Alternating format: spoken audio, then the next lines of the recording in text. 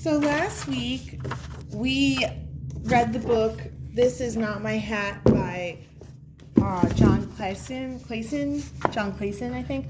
So today we're going to be making the fish from the book, okay? So you get to decide the direction of your fish. Could go this way, could go that way. The first thing though that we're gonna do is we need to trace our fish and we're gonna cut them out, all right? So I know it's hard to see, but I'm using a pencil and I made enough tracers for the class, and then you're going to cut them out yourself. I want you guys to have some practice with cutting. So we use our tracer for tracing. I know you can't see that line that I just made, but that's okay. All right, so there is a purpose for this. I want you guys to get good at tracing. It's a skill you need to have in here. Okay, so what we're gonna do first is go ahead and cut out our fishy. So first we traced him on our black paper. I might give you guys a crayon to do that with so you can see it better because it's hard to see pencil. I could see it, but we might have trouble. So anyway, here's my little fishy. I've decided I'd like him to go this way, all right?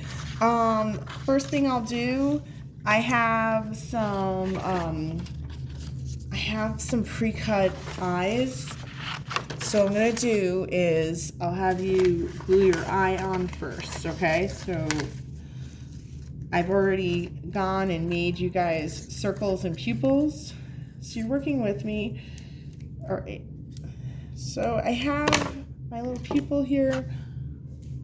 And I'm just gonna grab a glue. Actually, I'm gonna grab my regular glue. We're gonna use normal glue for this project. I just think you'll have an easier time with it. When we use our glue, it's just a dot, not a lot. Literally just a dot, okay? And now I get to place my little pupil in it. Okay, so you can have it looking straight forward. You can have it in the center. You can have it looking up. You get to decide on the placement of the eye. It's just kind of a fun thing to do. I'm gonna have mine looking forward. Okay, so there he is. All right, next thing I'm gonna do is I've given each table one of these. You have like a bronze color, gold, and silver. All right, and you guys are gonna be making little patterns. So you're gonna start with one color. You're not gonna alternate. You're just gonna start with one. Okay, so I'm doing gold first. So I'm gonna start with a line that's maybe squiggly. Just watch this first. Don't do it yet until I tell you. But a pattern repeats itself. We know that because now we're already in first grade and we just know these things, okay? I'm gonna put a little something here and there. Okay, so a pattern repeats itself. All right, next thing I'm gonna do is I'm gonna put my bronze elements in. So I think my bronze is gonna be these little circles. You get to create your own patterns. Please don't feel like you have to do the same pattern as me.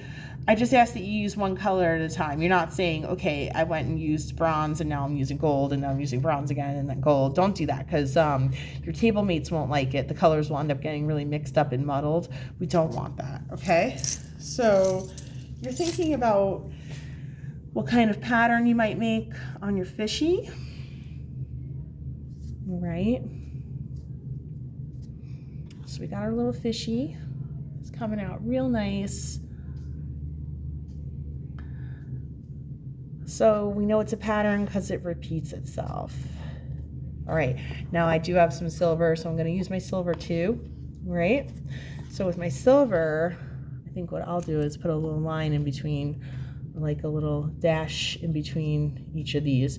Again, you can come up with your own pattern. You're free to use mine. If you'd like to use mine, you can. But I always think it's just more fun to kind of come up with your own. So you have that freedom with me. You can come up with your own pattern, all right? And you're just coming and making that pattern. So our fishy is complete. We're gonna put him to the side. He's gonna swim off. Bye, bye, bye, bye. See you later. Okay, now we're gonna come back to our backgrounds from last time. So let me go gather mine up. There he is. That's my background from last time. So next thing I'm gonna do is this. we're gonna make the ocean floor. I've given everyone a piece of brown paper. What you're gonna do is you're going to rip it. You're just gonna rip the top part. You're not trying to rip it in half, so just watch this first. You're just ripping the top part. We're trying to make it look soft, like sand, okay? And actually, you get a whole nother piece if you look at that. You have two now. That's kind of neat how that just happened. And what I'm gonna do is I'm gonna glue it to the bottom of the page. I'm just using like a line of glue. So I say just a dot, not a lot. Please don't go crazy with the glue. Okay, and we're gonna glue this to the very bottom of the page. So it looks like this. I'm gonna pull it down a little bit so it matches all the way with the bottom. I'm working vertically, so it's a little bit challenging for me. All right, so some concepts that we're working with today are foreground, middle ground, and background. I went and I cut these out from you. You might have actually glued them already. Some of my classes glued them, some did not. You're just gonna glue the bottoms. You can either tuck them in, okay, and you can actually leave it so it's open like that. You don't need to glue it down, okay? I know you might not be able to see what I just did, okay? Feel free to make a pattern with this or don't. It's up to you, okay? And this is our seaweed. So we know in the book, this is not my hat, that the character, the fish, swims in the seaweed thinking that the big fish won't see him. And of course he gets found. And the big fish is very, very hungry. And it was a very bad move. Okay, so I'm gonna glue my background ones first. So remember, I didn't glue this all the way down, so I can tuck little things inside of there, which is a good thing to do. So that's what I'm doing. Okay, and I am following a pattern. You don't have to do a pattern with this part. You can really kind of just do whatever colors you want. It's gonna look amazing no matter how you do it. Okay, there you go. So I do similar projects every year, but I like to change them up because I just get bored. So I change up my projects. All right. So if you had me last year, you might remember this project because we've done it, but it's going to hopefully feel a little bit different. So this is the background. We know our seaweed's in the background because it is behind our sea floor, which is in the front. Okay, so now I know that my next color needs to be this fluorescent green. It's right here. I'm just popping them in. Okay, and I know that blue needs to be next. Okay, so this is our background, and then another word I'm going to teach you is the word foreground. Okay, so that's the stuff in the front. So we can glue some seaweed to the front too. Just want to show you how that might look. So I put a little glue there. You can have some in front as well. This is a really like cool, fun optical illusion type of thing to do for your project. You'll see how it's going to come together really amazingly in a little bit. So I just want to put a little bit of glue in there. I don't want to glue it all the way down because I want to be able to tuck my fish behind here. I'm not really following any pattern anymore. I started out with following a pattern, then I'm not really doing it anymore. Just not feeling it. Now, if you want to glue down some of these, you can. If they're really super floppy and you like, you can. Okay? Definitely leave some that aren't glued all the way down. Okay? And I'm just kind of going around, putting a bunch in the front. Again, that word, that magical word for what that is foreground. So this is the foreground of your picture. Okay? And maybe I'll pop another one there. You don't have to follow a pattern. It's completely up to you. Now I know that these are poking out of the bottom. That's okay because I can give it a trim later. All right, so when all is said and done, we'll come back, we'll give all this a nice trim.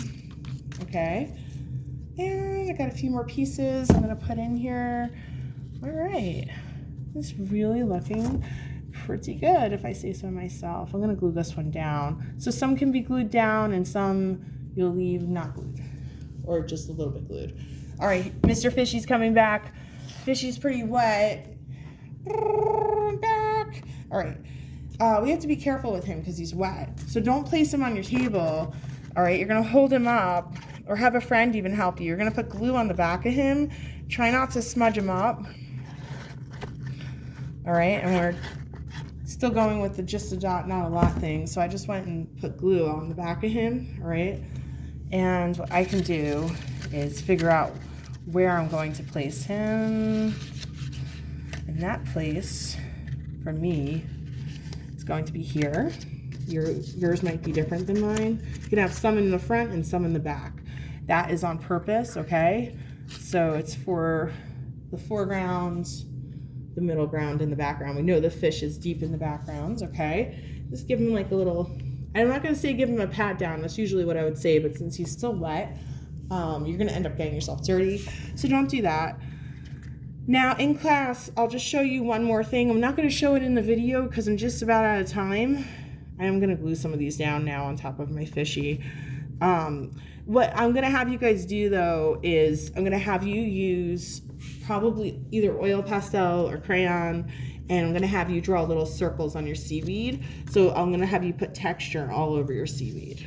All right, so I am gluing some of these down, some of the hangy ones from before, and I really like how he came out. I'm gonna call it a day, all right? Bye-bye, Mr. Fishy. Bye-bye, little kids. See you next time.